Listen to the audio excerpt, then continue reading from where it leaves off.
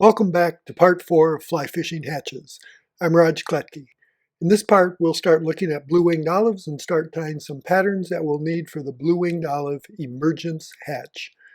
Blue-winged olive is a very general term that's used differently by different fishermen and include numerous mayfly species. I'll be using it as a term for any mayfly that the dun has gray wings. Evidently somebody thought they looked blue, and with a little imagination I can see what they mean, and a body that at least has an olive tint or one that belongs to the 5 genera of the Batis complex, whether or not they have an olive body. The wings may vary from very light gray, almost approaching the clear highland wings of a spinner, but you can still see the gray, to very dark gray. Incidentally, the wings often look darker on the water and can almost appear black. Capture one if you can, and you'll get a better look at the wing color, the ventral body color, and most importantly, the size. Mayflies commonly look larger on the water or flying than they really are, and picking the right size hook is usually very important. In some species, the body may actually look olive or, rarely, even a bright green, but often the body has only a minimal tinge of olive that's detectable, or occasionally no obvious olive at all, especially when it's just part of the Batis complex. These may appear gray or brown, especially on the dorsal surface. Always look on the ventral surface. The coloration varies depending on the species and perhaps even the location. Used this way, the term blue-winged olive includes mayflies that come from at least 2 major families, more than 6 common genera, and numerous species. While it's not usually necessary for the emergence hatch, which is what we'll be discussing in this video, but if you want to, it's easy to separate the 2 families. The family Betidae, with Batis being the most common blue-winged olive genus, are all swimmer nymphs. While the nymphs may have 2 or 3 tails, the adult forms, in other words the duns and the spinners, like all mayflies with swimmer nymphs, have 2 tails. The Betidae also have a very small to absent hind wing. The family Ephemerellidae with the genus Ephemerella, the genus that includes the blue-winged olives and lots of other non-blue-winged olive species, are all crawler nymphs. And like mayflies with crawler nymphs, the adults all have 3 tails and a medium-sized hind wing. Even common names can be confusing, as my blue-winged olives have been variably known as blue-winged olives, tiny blue-winged olives, fall or autumn olives, and even pseudos, which used to be in the genus Pseudochlorion, but now that genus has been reclassified in the genus Batis and in genera that are part of the Batis complex. So even these common names include mayflies from different families, genuses, and species. So why do I even use the term blue-winged olive and not a more specific or definitive name? Well, most fly shops use blue-winged olives very similar to the way I do. Some use Batis for all blue-winged olives, although sometimes they're using Batis incorrectly.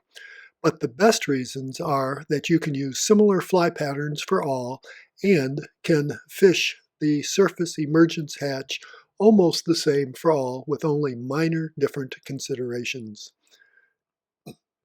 Since we're dealing with so many different species that we're calling blue-winged olives, and some of these are multi-brooded, it's not surprising that size will vary and that one blue-winged olive or the other will emerge almost all season long, even some in the winter. They are usually one of the first emergences each spring and one of the last each fall. While I think of them as merging early to mid-afternoon, I've seen blue-winged olive emergences in the morning, afternoon, and early evening, possibly dependent upon the species and the weather. While some entomologists disagree, I and most fishermen feel that the best emergences are on overcast, damp days. To fish practically all the blue-winged olive emergence hatches that you're likely to see, you'll need several different fly patterns. Note, for now, that I don't tie a dun. I'll explain that later. Again, because there are so many different species, You will need multiple sizes and ideally patterns for variable water types. Usually hook sizes 16 to at least 22 are needed. The simple wrap, one that will be tying shortly, or your midge patterns that we'll tie later in this series, will likely work for the rare, even smaller blue-winged olives you might come across. A few will emerge in riffles and faster water, but most seem to prefer flatter, quieter water. I usually carry at least 3 different major patterns and multiple sub-patterns for the late stage emerger. Tying all of these are available online by better tiers than I am, but I'll show you short videos of how I tie them. So let's get started tying. The first late stage emerger that we'll tie is the Sparkle Done. Note that I've already started my olive thread and have my wing tie in point about a third of the way back. Cut off the proper amount of comparadun hair and align the hair tips with your stacker. Tilt the stacker so that after the final taps you can remove the hair with the tips pointing to the right to minimize handling. Incidentally, this is one of the very few flies that I tie by putting on the wing first. Measure the proper wing length, usually just a little longer than the body, and then wrap one loop of thread and start pulling tight. As the hair starts to flare, put in a second loop and pull very tight, almost to the breaking point of the thread, while keeping your left index or middle finger very tight against the far side of the hook to prevent the hair from spinning around the hook. Keep the thread very tight while you put an additional 4 to 5 wraps on to lock the thread. Make sure you don't release the hair base. Raise the hair base about 30 to 45 degrees and cut from the front as horizontal as you can. You're trying to get a nice taper to the hair base. I'll taper the hair base from the sides also with separate cuts if needed. Wrap the thread down the hair base taper that you just made and cut stray hairs if needed.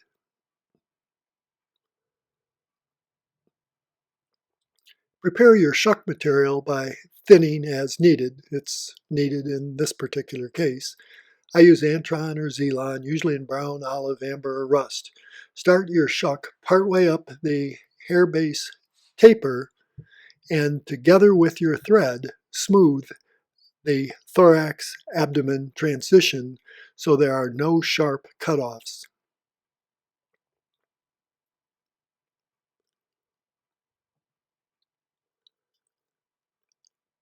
Wrap the shuck to the bend in the hook and then cut off excess shuck, usually again about a body's length.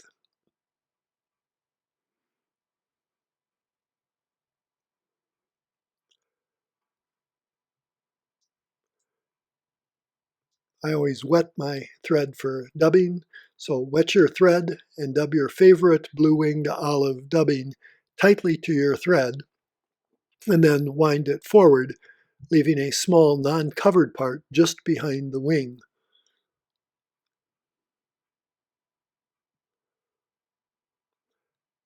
I'm using an olive brown blue-winged olive dubbing here, but depending on the color of your blue-winged olives, you may want to change that.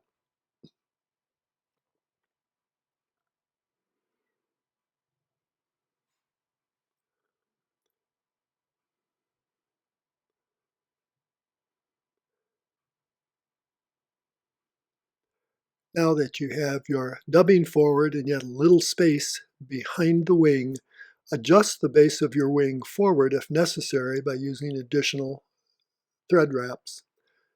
Then pull the hair back and build a thread bridge in front to hold the wing upright.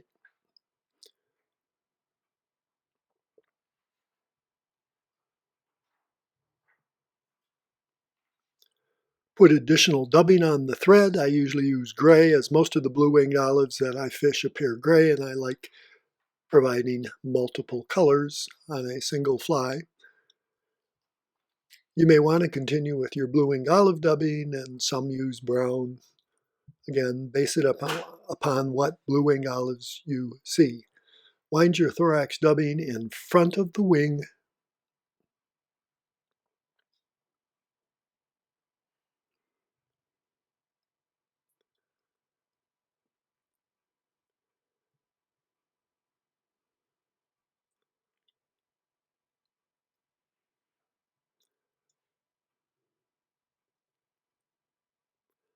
Also fill in the space that we left behind the wing and build up the thorax to the desired size. As usual, you can add or subtract dubbing as needed. I probably should have kept my dubbing a little bit tighter here, but again, suit your style of tying. Finished forward, and then tie off. Once it's all tied off, I use 2-whip finishes, fan the wing into an arc, and cut away any stray hairs.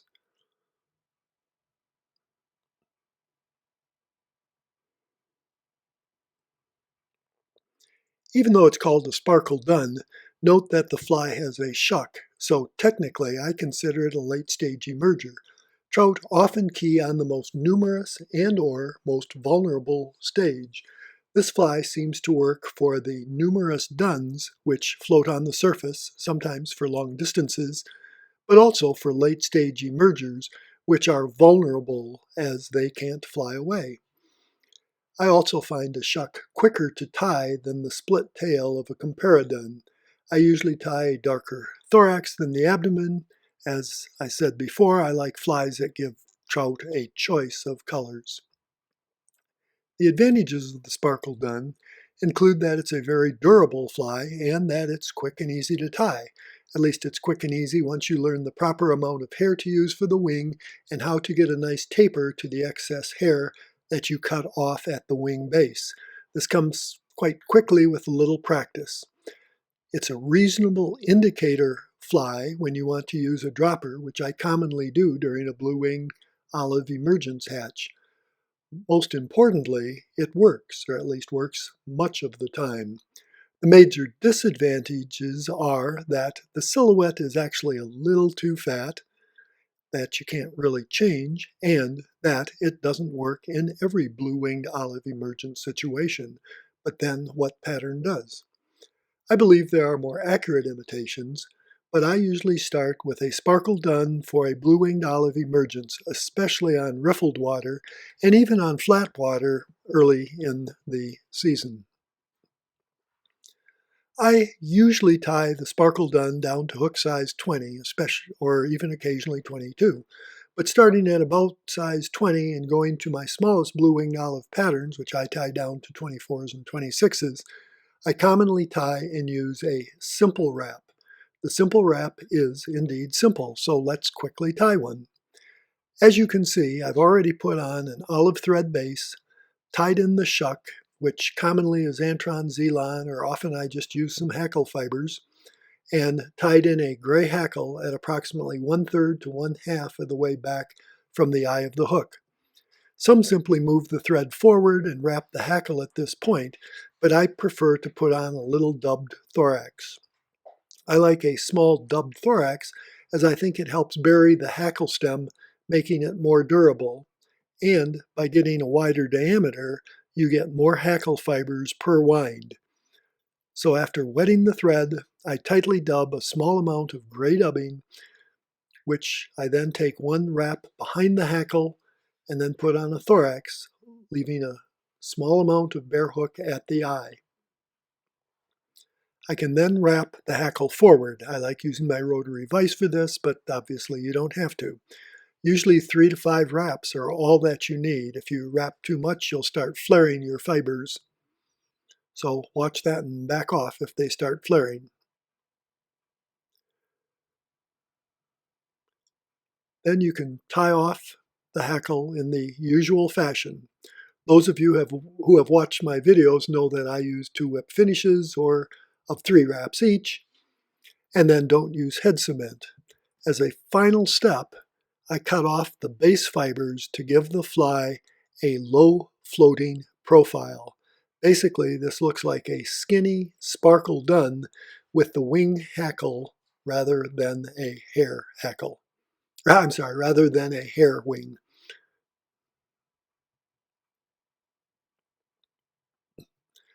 The advantages include a fly that is very easy and simple to tie, even in very small sizes. While it might not look like much here, it actually has a very good silhouette and dimpling on the flat water surface. Again, most importantly, it works quite well much of the time, especially on flat water. Sometimes it even works better than any other fly, including the quad, which we'll be tying next. The major disadvantage is that, like all flies, sometimes it doesn't work. With small blue-winged olives on flat water, I sometimes start with this simple wrap rather than the sparkle done, especially later in the season when the trout seem to be getting more selective.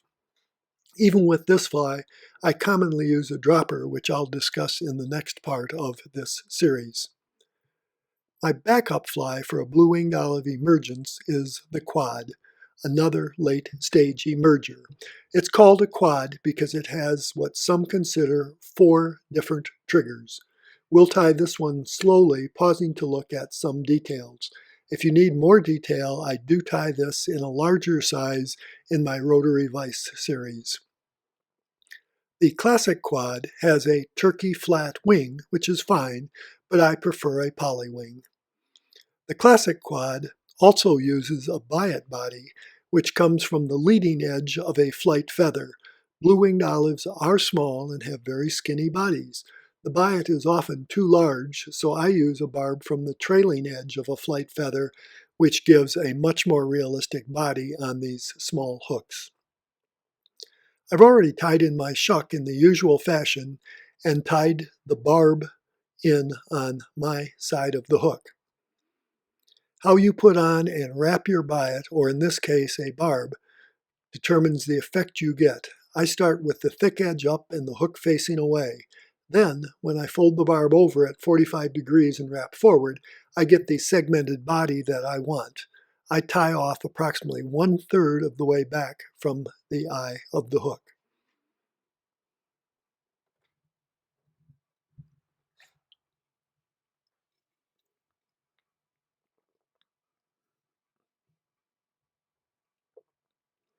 Again, you can see I like using my rotary vise, but you can do this without a rotary vise also.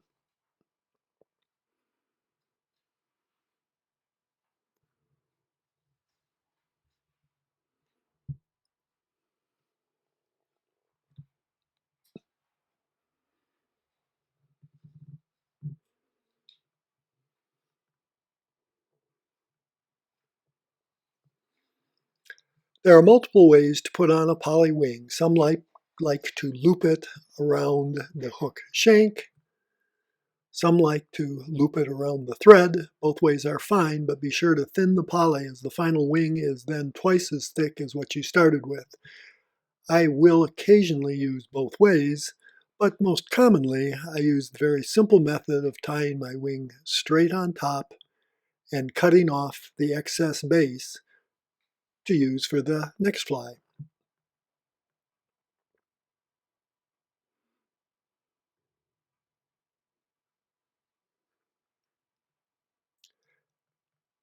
I then pull the poly wing up and put on a thread bridge to hold the wing tightly upright before posting up the wing. With my rotary vise, I find that posting down is easier, but the point is to get a nice thread base on the wing.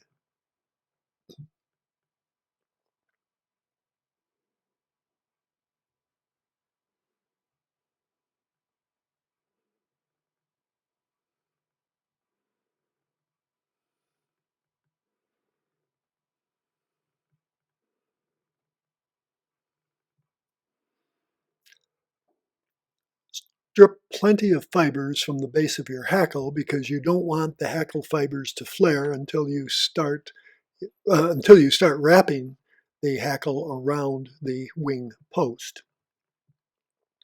Tie the hackle in front of the wing and bring it tight against the post. Then post the hackle stem to the wing base.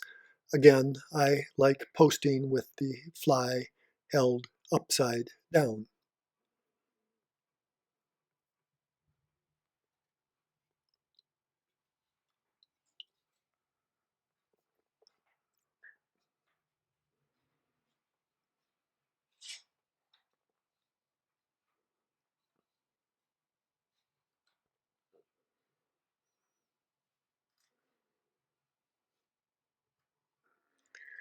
Finish with the thread in front of the wing and put some dubbing on your thorax. Again, I'm using gray here.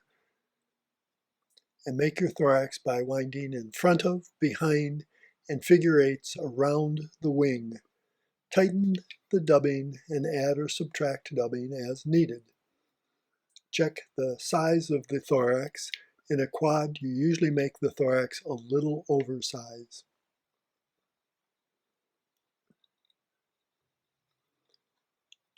Finish with the thread on top of the thorax and tight against the front of the post. Next, wrap the hackle around the post starting at the top and put each successive wrap below. Usually 4 to 6 wraps are all that you'll get in before the fibers start to flare, and that's usually plenty. Back off a wrap again if necessary if the fibers do start to flare, and then tie the hackle off at the post, being careful not to trap the other hackle fibers.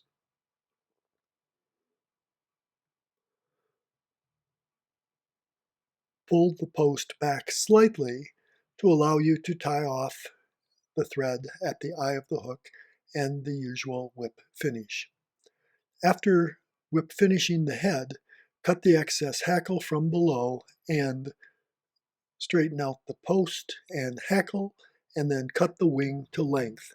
I usually turn the fly upside down for this and usually make it slightly longer than the body.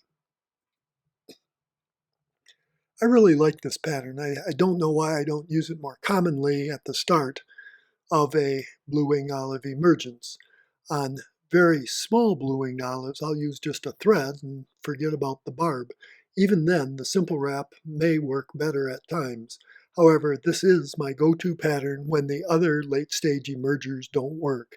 Again, I commonly use a dropper with this fly also.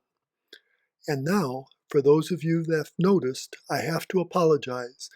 Tying small flies with my magnification and arms in an awkward position around the camera leads to a rather chunky fly, so this is not the fly we just finished tying.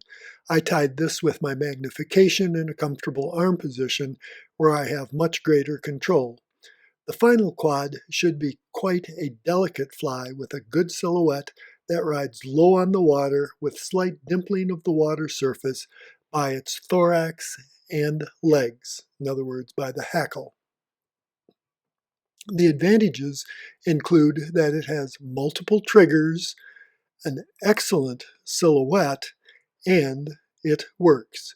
The disadvantages include that, like all flies, it doesn't always work, and it does take slightly longer to tie.